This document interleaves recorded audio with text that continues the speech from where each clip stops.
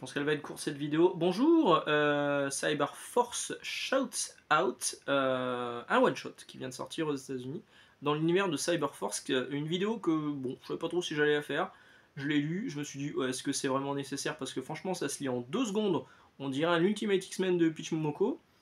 Cette vidéo m'a été demandée à corps et à cri par au moins 2 personnes. Je salue Nicole Christophe et Rabbit Skull Rex qui m'ont demandé de la faire cette vidéo. Donc la voici, je m'exécute. Alors, cette vidéo va faire à peu près 500 vues. Hein.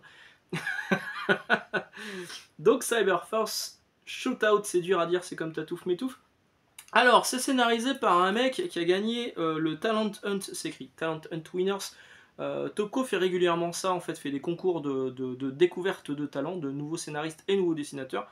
Là, il s'avère que le dessinateur et le scénariste ont gagné ce concours en 2022, je crois que c'était ça. Le scénariste, c'est Billy Mugelberg.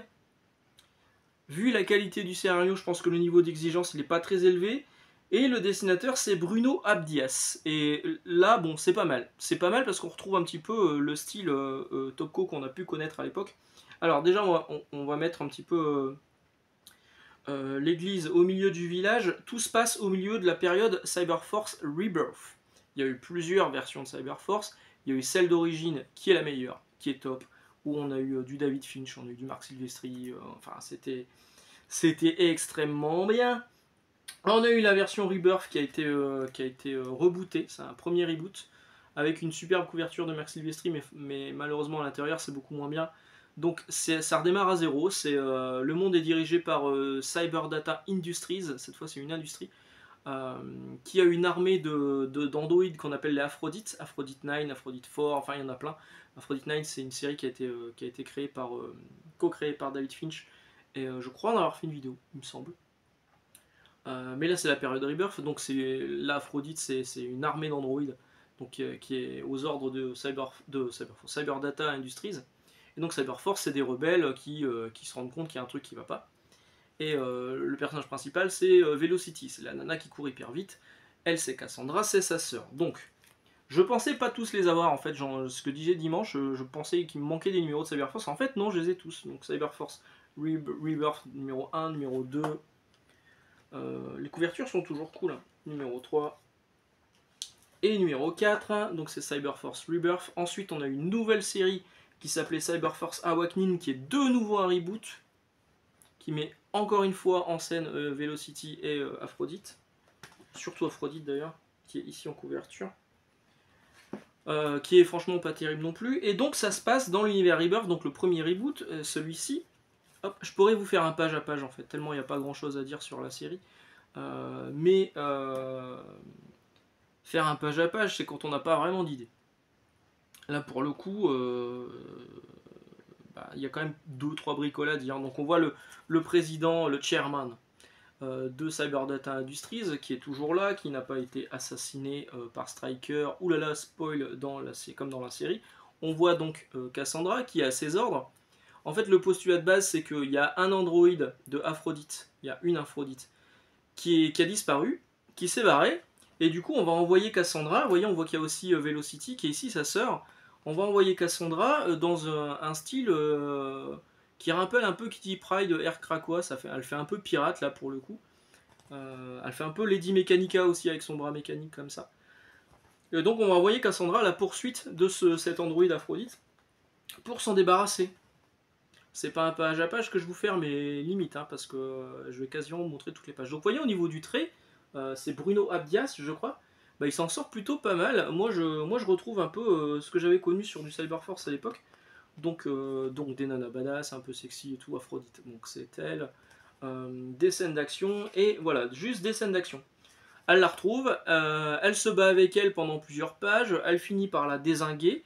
Elle elle retourne voir Cyberdata en disant j'ai réussi ma mission, et fin.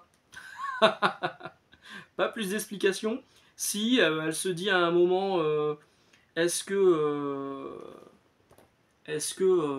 vu comme je me suis débarrassé d'Aphrodite, est-ce qu'un jour si Cyberdata n'a plus besoin de moi, il se débarrasserait pas de moi comme ça aussi?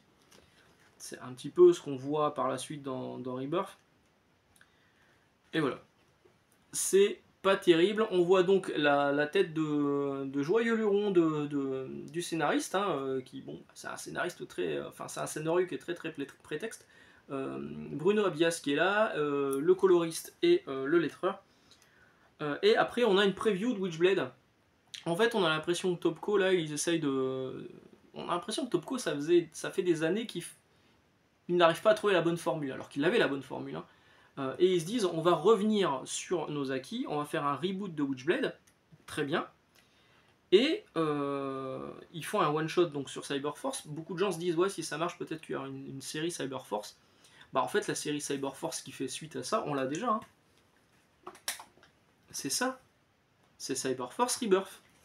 Vu que ça se passe dans cette période-là et qu'il y a un des personnages à qui il arrive des bricoles dans Cyberforce Rebirth qui est encore présent là-dedans. Donc n'attendez pas une suite à ce one-shot Cyberforce Shootout, il n'y en aura sans doute pas. Et en plus, ça se passe pas dans le même univers que le reboot de Witchblade. Non, parce que là c'est un futur dystopique. Le reboot de Witchblade, ça pourrait être ancré dans notre réalité à nous. Donc voilà, pas grand chose de plus à dire hein, sur ce Cyberforce Shootout. C'est un one shot, il coûte 4$. Bon, moi je suis complétiste maladif, donc bah, je suis content de l'avoir. Je suis content de l'avoir et je me dis si ça peut lancer un signal fort à Marc Silvestri et à ses équipes de relancer une vraie nouvelle série Cyberforce avec même Bruno Abdias, moi je trouve qu'il s'en sort bien le dessinateur, mais peut-être un autre scénariste et euh, faire peut-être, alors comme ils ont fait un relaunch de Witchblade, pourquoi pas refaire un relaunch de Cyberforce, mais ça sera le quatrième, premier, deuxième, ce sera le troisième. Je sais pas quoi en penser. Sincèrement, ne l'achetez pas si vous n'avez jamais lu Cyberforce, ça sert à rien. Si vous connaissez bien Cyberforce Rebirth et que ça vous a plu, vous pouvez y aller parce que c'est un chapitre qui s'insère là-dedans. Mais sinon, ça n'a vraiment que peu d'intérêt, si ce n'est le dessin plutôt sympathique, mais pas non plus complètement fou, de Bruno Abdias, qui a aussi réalisé quelques pages de Cyborg chez DC Comics. Bref, un one-shot qui ne sert pas à grand-chose.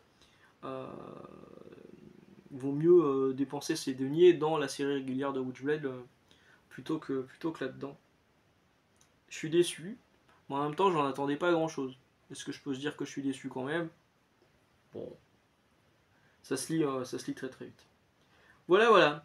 Allez, bah sur ce, je vais vous laisser là. La vidéo fera 8 minutes, c'est bien 8 minutes. Hein. Pas trop en faire non plus. On va se retrouver jeudi, et jeudi, on parlera de Deadpool et Wolverine. Je suis désolé encore. Non, on parlera de la série Deadpool-Wolverine. WW3, World War 3, Wade Wilson 3. Vous dites comme vous voulez, qui sortira en fin d'année chez Panini. J'ai fini le dernier numéro, il n'y en a que 3 en VO, et donc je vais vous faire un petit compte rendu de cette série jeudi. Excellente journée, excellente lecture, ciao.